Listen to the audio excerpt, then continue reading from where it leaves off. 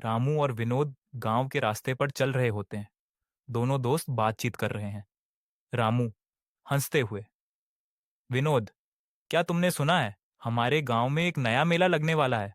मुझे तो लगता है कि इस बार हम बहुत मजा करेंगे। विनोद, हाँ रामू, लेकिन मैं सुन रहा था कि कुछ लोग कहते हैं कि इस बार मेला पहले से ज्यादा शानदार होने वाला है।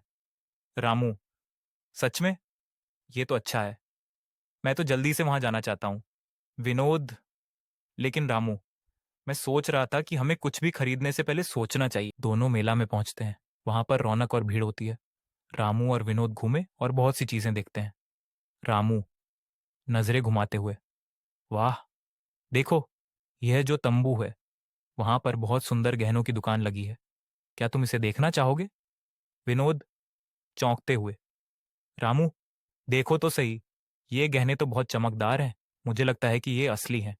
रामू, ठीक है, लेकिन मैं जरा देखना चाहता हूं कि क्या ये असली हैं या नकली। हमें सब कुछ जांचना चाहिए।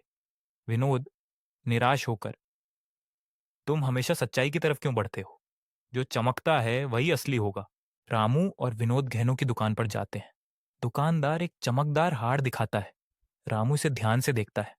रामू सजग होकर, भाई साहब, क्या ये हार असली सोने का है?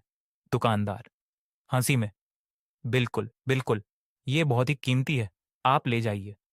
रामू चिंतित होकर, मैं इसे खरीदने से पहले थोड़ा जांचना चाहूंगा।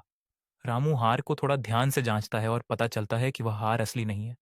रामू दुकानदार से, ये हार असली नहीं है, यह नकली है।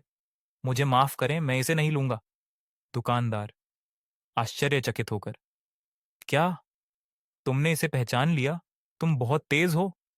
रामू और विनोद घर लौटते हैं। विनोद हैरान होकर रामू से बात करता है। विनोद, रामू, तुमने सचमुच इस हार को पहचान लिया? मैं तो सोच रहा था कि तुम झूठ बोल रहे हो, लेकिन तुम सही थे। रामू मुस्कुराते हुए, विनोद, सच्चाई कभी नहीं छुपती। चाहे कुछ भी हो, हमें हमेशा सही का साथ देना चाहिए। आज हमें यह सीखने को मिला कि झूठ के साथ हम कभी खुश नहीं रह सकते। विनोद, तुम सही कहते हो रामू। अब मुझे समझ में आ गया कि ईमानदारी और सच्चाई का साथ कभी नहीं छोड़ना चाहिए। सीख, सच्चाई हमेशा जीतती है। हमें कभी भी झूठ या धोखे का सहारा नहीं लेना चाहिए, क्योंकि अंत में सत्य ही सामने आता है। ईमानदारी और सच्चाई का रास्ता हमेशा सही होता है।